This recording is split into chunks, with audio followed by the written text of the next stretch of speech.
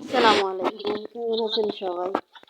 তো আজকে দুপুরের জন্য একটু প্রস্তুতি চলছে রান্নার। তো বাসায় হাঁস ছিল, এই যে চীনা হাঁসগুলো, এগুলা পালিত হাঁস। আম্মু বলছে যে আজকে এটা রান্না করা হবে, জবাই করে দেওয়া হয়েছে। আর দুইটা ছিল, ভিডিওতে দেখাইছি আমি। তো এই হাঁসগুলা আহ, জবাই করলে এগুলা বেছে ছিলতে খুব সময় লাগে, কষ্ট হয়। তো গরম পানি দিয়ে ভালো করে এগুলাকে এই যেভাবে ছিলে নেওয়া হয়েছে, তারপরও অনেক সময় লেগে গেছে, প্রায় 2 ঘন্টা লাগছে হাঁসটা আমার বাঁচতে, ছিলে নিতে। আমি দুবার গরম পানিতে এটাকে দিছি। প্রথমবার ভালো করে ছিলে নিছি, এখন শেষ ফিনিশিং আর একটু ভালো করে নেব, না হলে যে ওই যে উপরে ছোট ছোট পশম থাকে না, ওগুলো থেকে যায় ভিতরের মধ্যে, হাঁসের মধ্যে। তো একটু হলুদ দিয়ে দিলাম। হলুদ দিলে হয় কি, যখন হাঁসটা পোড়ানো হয় তখন সব ভিতরে যা থাকে ছোট ছোট লোমগুলো, ওগুলো উঠে যায়। তো আমরা 2 বোন মিলে ভালো করে গায়ে হলুদ মাখছি, মনে হয় যেন ওরা আছে গায়ে হলুদ হচ্ছে।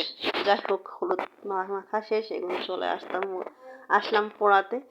তো এই যে এখন ভালো করে একটু এপিট ওপিট করে পুড়িয়ে নিচ্ছি, না হলে তো বুঝতেই পারেন এই ছোট ছোট পশমগুলা চামড়ার ভিতরে ঢুকে থাকবে। তারপর শেষ, এখন হচ্ছে কাটার পালা। আমি কাটতে চাইছিলাম, তা আমি আম্মুরে বলছি তুমিও কাটা, আমি আর কাটবো না, যেহেতু মা কাটতেছে। এই দেখেন, আর হাঁসের মাংস তো কেটে কুটে নিলে একদম অল্প দেখায়। তারপর হচ্ছে এখন বলছি যে হাতে মাখিয়ে খাবো, কারণ হাঁসের মাংস হাতে মাখিয়ে খেতে খুব টেস্ট লাগে। তো মাখানোর জন্য পেঁয়াজ, তারপর হচ্ছে রসুন বাটা, জিরা গুঁড়ো করা আছাড়া দেবে না, তারপর হচ্ছে আদা বাটা, আর হচ্ছে পেঁয়াজ, যে হলুদ, মরিচ, তারপরে জিরার গুঁড়ো, আর হচ্ছে পেঁয়াজ বাটা দিবে, কারণ হাঁসের মাংসের মধ্যে পেঁয়াজ বাটা দিলে টেস্টটা অসাধারণ আসে, খাবারটা খেতে খুব ভালো লাগে। আর এই যে দেখেন, তারপর হচ্ছে তেল দেওয়া হয়েছে, সাদা তেল, লবণ, সব কিছু একসাথে মাখিয়ে ভালো করে মাখিয়ে নেওয়া হবে। প্রতিদিন তো একইভাবে রান্না করি, তাই ভাবলাম আজকে একটু হাতে মাখিয়ে রান্না করা হোক, কারণ হাতে মাখিয়ে রান্না করে খাওয়ার টেস্টটাই আলাদা। তারপর হচ্ছে এলাচ, দারচিনি, এই যে কালো কি বলে এটাকে, যাই হোক আমি এই মশলাটার নাম বলে গেছি, দিয়ে সব কিছু ভালো করে এইভাবে একদম হাতে মাখিয়ে নেওয়া হয়েছে খুব সুন্দরভাবে, যাতে সমস্ত মশলা ঢুকে যায় হাঁসের মাংসের মধ্যে এক এক করে।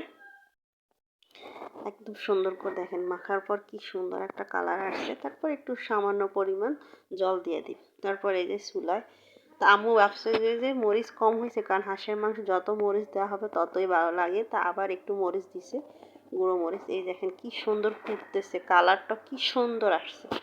এখন হচ্ছে খাওয়ার পালা। এই দেখেন প্লেটে নিয়ে বসে গেলাম খাওয়াই, আমি খাই নাই, বাবাকে দিছি। দেখেন কালারটাও সুন্দর, সাথে তো আলু আছেই, আলু না হলে তো এটা মিলে না, আর আমরা তো বেশিরভাগ আলুয়ে খাই। তো মাংস 2 পিস দিলাম, তারপরে বললো যে আমাকে আলু দে, আলু দিলাম, জল দিলাম। তো কেমন লাগলো জানাবেন।